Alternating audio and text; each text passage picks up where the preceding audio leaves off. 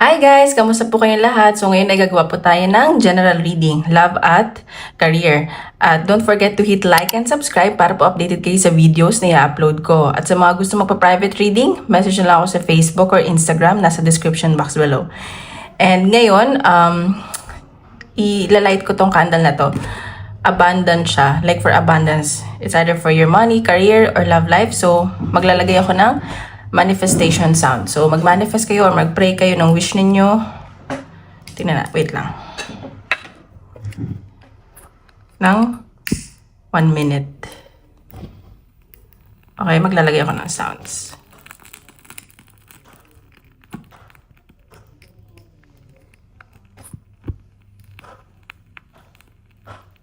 Pray lang kayo or wish.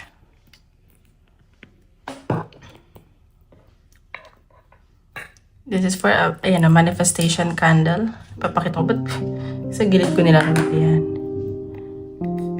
Abundance. May citrine siya, lapis lazuli, green aventurine. So, ayan.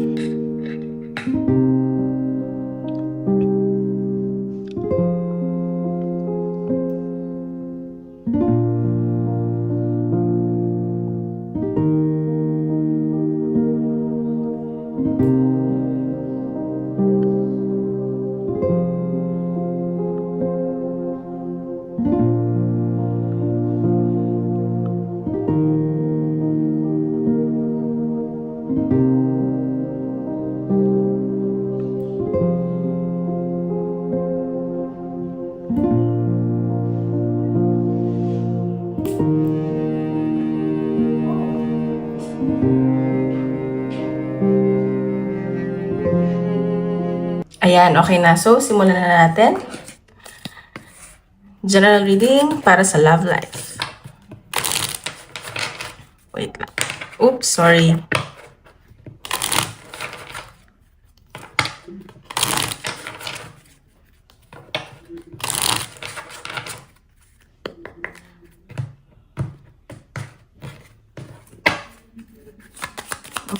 Anong may kita natin sa love life nyo? Collective, oops. Forgiveness. Ayan. So, may nakikita ko dito kailangan magpatawad. Patawarin mo yung sarili mo. Hindi para sa person mo or para sa'yo. Or may pagpapatawad sa inyo ng person mo. Kung nagkasakitan kayo. Ganyan. Forgive yourself or forgive your person. Ayan. Siguro may pamilya kayo ng person mo. At kailangan nyo patawarin ng isa't isa. Ayan. So, kung may mga ex ang iniisip nyo, kailangan nyo na magpatawad para makapag-move forward na kayo. Ayan, siguro gusto nyo na magpamilya, ganun. So, tingnan pa natin.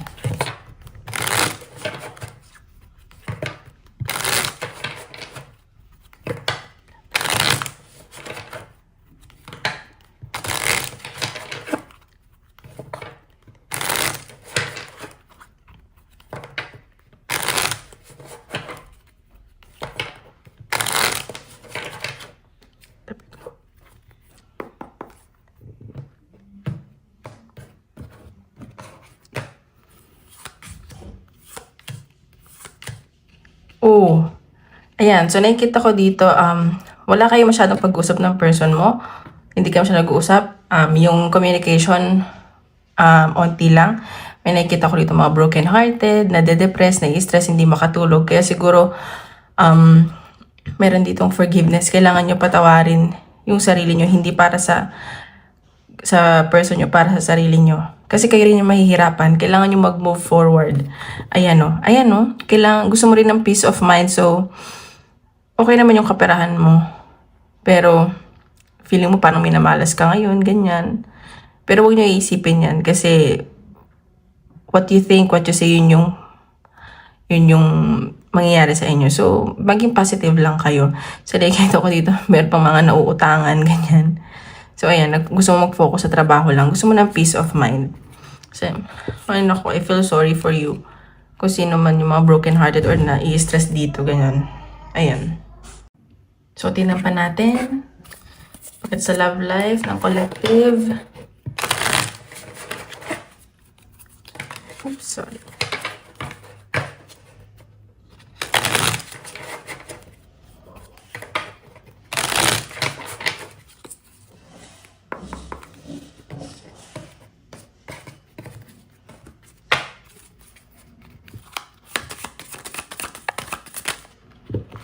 Ayan. So, nakikita ko dito nilalakasan mo pa rin yung loob mo kahit sobrang nai-stress ka na. Ayan, oh. Parang, tawag dito, kahit na marami ka pinagdadaanan, marami ka iniisip, kailangan mo lakasan yung loob mo. Nagpapakatatag ka, ganun. See? Nahihirapan ka na eh. Parang ang bigat na pinadadaanan mo, lalo na sa love life mo. Hindi mo na alam yung gagawin mo. Parang may ending na nangyari kasi dito. Parang feeling mo nakakulong ka, ganyan. Sobrang bigat ng nararamdaman mo yun. Pasan-pasan mo ang lahat. Natin. See? May nakikita ko ditong nag-i-stalk sa'yo. Hindi man kayo nag-uusap ng person mo, may nag-i-stalk sa'yo. Ayan o. May, tawag dito, tinitingnan lagi yung social media mo, ganyan. Or ikaw tong nag-i-stalk sa person mo. Kasi hindi ka makamove on. Na-stress ka. Ayan.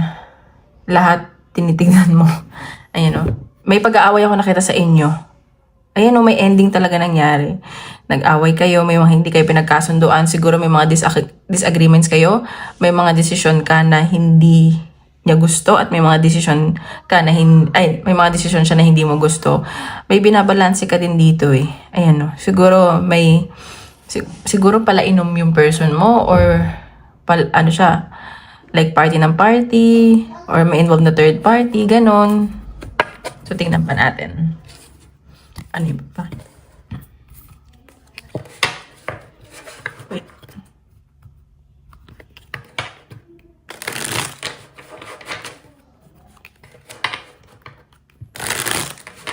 Saan pa mapakita?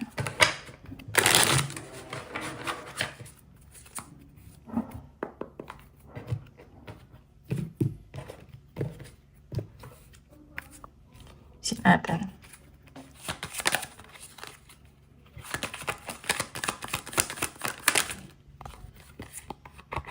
Ayan, siguro may mga tinago yung person mo, may mga hindi ka nakita, at may mga tinatago to sa'yo. Sorry guys. Ayan, may Open natin. Advert and collective. Ayan o, see? May third party na involved. May gumugulo sa relasyon nyo o may gumulo sa relasyon nyo. Pero kasi parang yung iba dito pamilyado. Ayan. So, nagulo talaga kayo ng third party na to. Nahirapan ka. Talagang nasira yung connection nyo, yung pamilya nyo. Ayan o. Umabot sa point na umabot sa divorce, ganon, annulment. Ganyan. May mga legal matters dito. At kinadepress mo talaga to. Ayan, hanggang ngayon, ina-anxiety ka, nag-worry ka. Pero nag-sorry tong person mo eh. Tinatry, gusto niya mag-sorry. Ganon. So, tingnan pa natin anong possible message sa'yo ng person mo.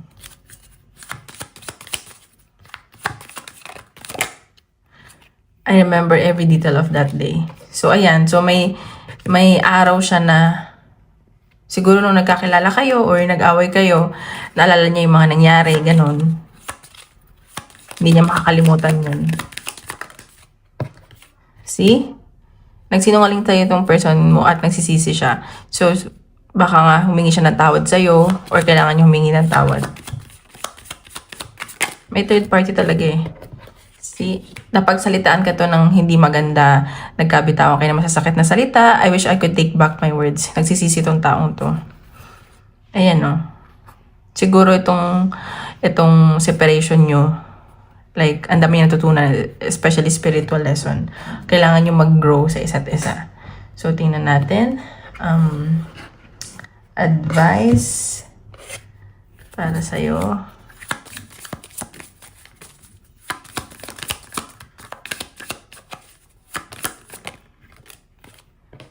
Flower, be honest with yourself. So, ayan, magpakatotoo ka lang. Be true to yourself. Doon ka mas magiging masaya. Ayan, kausapin mo siya. Huwag mo itago yung mga nararamdaman mo. Magsalita ka, ganun. Siguro wala kayo masyadong communication.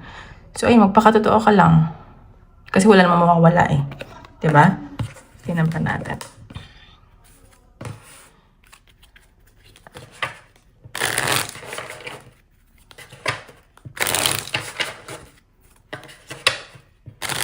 Oops.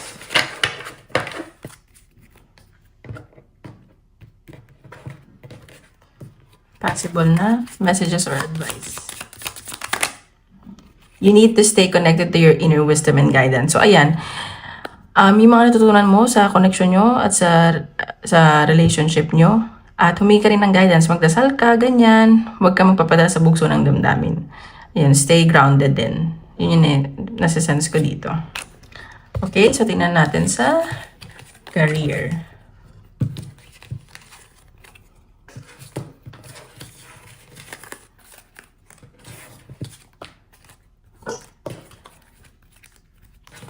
Sa career.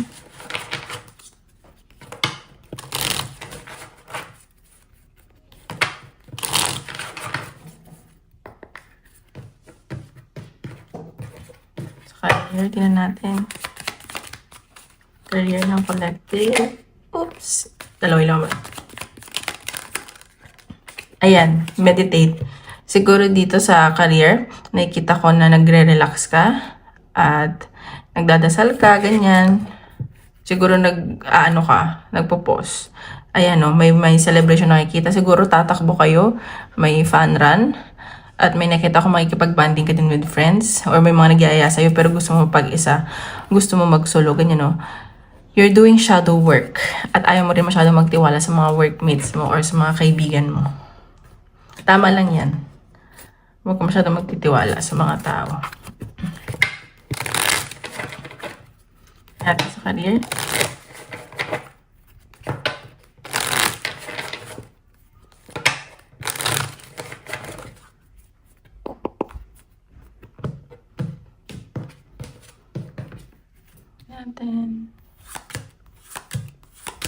Ayan o. May wini-wish ka dito at or may dinadasal ka na matutupad. Nakikita ko okay naman yung kaperahan mo. Ayan, mag-grow pa yung kaperahan mo. So nakikita ko focus ka talaga at kung may business ka man, maglalago to. Ayan o, may travel, may communication, marami kang siguro magiging client. Kung may business ka or maraming bibili sa'yo, may nakikita din ako sa'yo. Ayan o, ang ganda ng kaperahan mo o. Pero ingat ka lang kasi baka maloko ka sa pera, like utangan ka, ganyan. Tapos hindi ibabalik, ganun. So, mag-ingat lang. Ayan, pero nakikita ko maganda yung takbo ng career mo or ng business mo. Ayan, nagtutulungan kayo ng person mo ay may tutulong sa'yo. Ayan, ang ganda naman. So, tingnan pa natin. Saan ba yun? Tingnan pa natin. Sa career. Uy.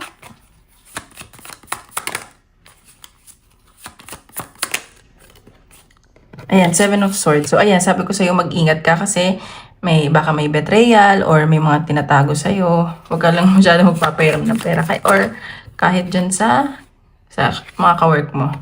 Ayan, so nakikita ko na may new beginning. Maganda talaga yung, parang may ibubunga. Siguro may promotion. Anong tawag dito? Madadagdagan yung sweldo mo. As nakikita ko, single mom ka din. Or gusto mo na din magka-baby, ganun. Iniisip mo yung anak mo. Iniisip mo, gagawin mo lahat para sa anak mo, ganun. May nakikita akong pregnancy dito. Ayan o, may offer talaga sa'yo.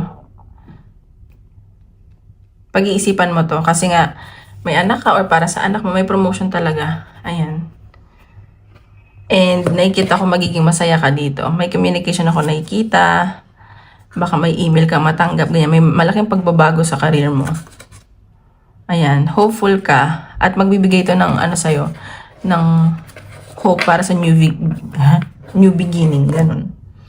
So, tingnan pa natin.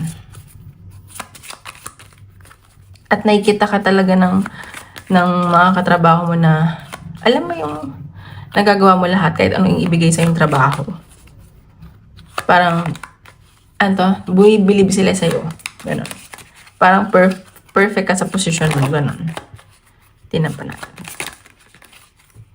Hasang-hasa na ganon. Readiness. Ayan o, ready ka na. May promotion talaga. May nakikita akong paghahandaan mo to. At sa nakikita ko na siguro tatanggapin mo tong promotion na to. Or marami kang trabaho or kliyente. Marami sa'yong bibili, ganun. Ayan. Pero minsan parang ina-isolate mo yung sarili mo, nalulungkot ka. Ganun. Kahit na sobrang dami mong trabaho. Parang napapaka-busy ka na lang para hindi ka malungkot. May nakita ako sa yung pag-travel at pag-explore. At itong promotion na to, magugustuhan mo to kasi kahit marami kang gagawin, kahit mag-isa ka lang, passion mo to eh. Ayun nga lang, sobrang stress mo. Pero okay lang. Ayan no, may promotion no. Kakasabi ko lang. O may magbibigay sa'yo ng regalo. So ayan, congrats in advance. So tingnan pa natin ang advice.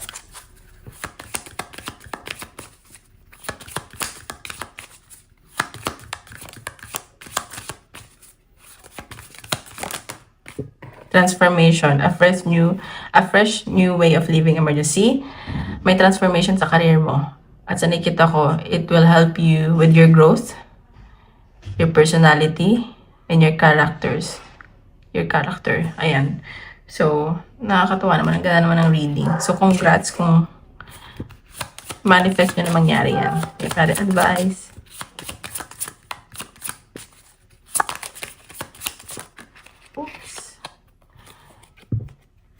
There are potential risks or negative consequences to consider. So, ayan. So, i-consider mo din. Di ba sabi ko nga may promotion? Pero, yung negative feeling ko, may stress ka, maraming trabaho. Ayun lang. So, nasa sayo pa rin naman yung desisyon. Ayan, you need to have faith in yourself and your abilities first. So, wag kang panghinaan ng loob. Be confident. Yun lang naman yung secret sa life eh. Be confident and never stop learning. Okay, so tingnan natin. Isip ka ng question. Tingnan natin kung anong sagot.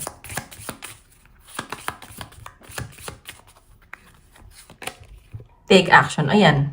So, kaya kailangan mo nang gumawa ng action kung ano man yung question mo. Okay? Maraming salamat guys. Sa susunod ulit. Bye-bye.